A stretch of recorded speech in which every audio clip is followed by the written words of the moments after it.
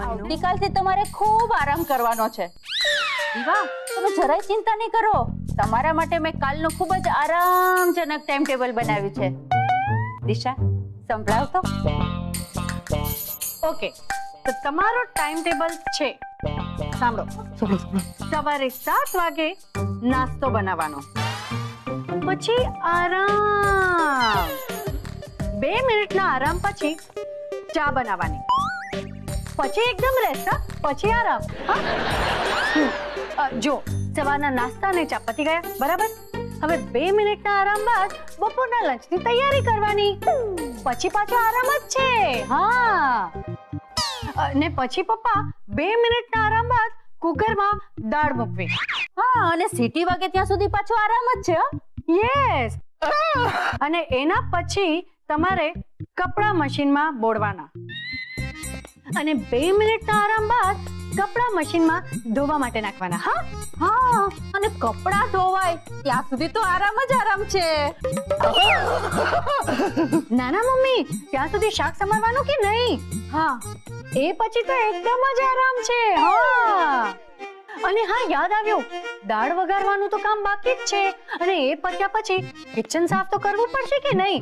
એ પછી એકદમ આરામ. હા, અને બધું જ કામ પતી જાય એના 2 મિનિટના આરામ પછી મશીનમાં જે કપડા નાખ્યા હતા એ તો મશીને ધોઈ જ નાખ્યા હશે ને. તમારે ક્યાં કઈ કામ કરવું છે? તમારે ફક્ત કપડા સુકવવાના છે. એ પછી આરામ. અને હા, મહત્વનું કામ તો હજી બાકી જ છે. પપ્પા, લંચ પહેલા મારા સલાડની તૈયારી તમારે કરવી પડશે. એ પછી કરો ને આરામ, તમને કોણ ના પાડે છે? હે? અને એના 2 મિનિટ પછી જમવાની છુટ્ટી. ને મમ્મી, જમતી વખતે નો આરામ અને નો કામ. હા, એ વાત સાચી હો દિશા. ને મમ્મી, વાસણ એકવાર ભીના થઈ જાય એ પછી તો ધોવા તો પડશે જ ને. પછી ભલે ને 2 મિનિટનો આરામ, પછી વાસણ ધોવાઈ જાય એટલે બપોરની ચાની તૈયારી, પછી 2 મિનિટનો પાછો આરામ, પછી 2 મિનિટના આરામ પછી સાંજના નાસ્તાની તૈયારી, પછી પાછો આરામ કરી લો, કોણ ના પાડે છે? પછી રાતના ડિનરની તૈયારી, અને પછી તો આરામ જ આરામ છે. પપ્પા જુઓ, આટલું આરામજનક ટાઈમ ટેબલ ક્યાં તમને મળે? હે, you are so lucky. Yes Disha, perfect time table છે.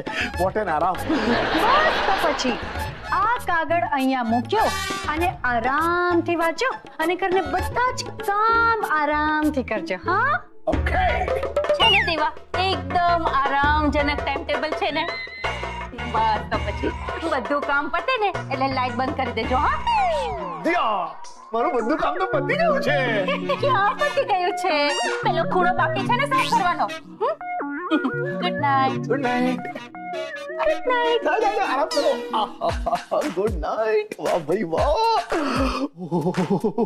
શું સુંદર મસ્ત મજાનું ટાઈમ ટેબલ બનાવ્યું છે આ લોકોએ. કેટલો આરામ આપ્યો છે મને.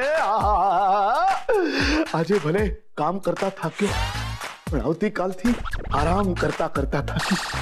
2 મિનિટ, 2 મિનિટ, 1 મિનિટ, 2 મિનિટ. આ લોકોએ આરામ કરવા માટે માત્ર 2 જ મિનિટ આપી છે. મારી દીકરી ઉલ્લુ બનાવી ગયા. પાર્થ, શું હાલત થઈ ગઈ છે તારી? હા, શું હાલ થઈ ગયા છે તારા? તું શું હતો ને શું થઈ ગયો છે? પાર્થ, તારે શું બનવું હતું અને આ તું શું બનીને રહી ગયો છે?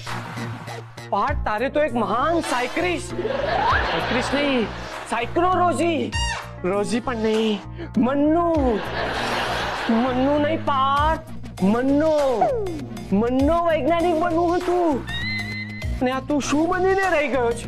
હા, ઘરના પરિવારના લોકો સાથે તું મ્યુઝિકલ ચેર રમી રહ્યો છે.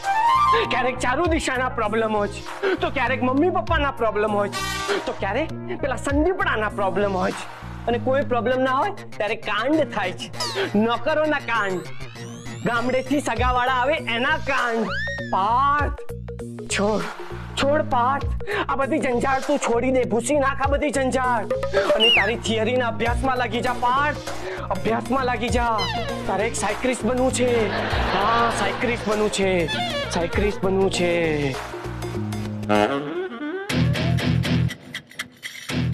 પાર્થ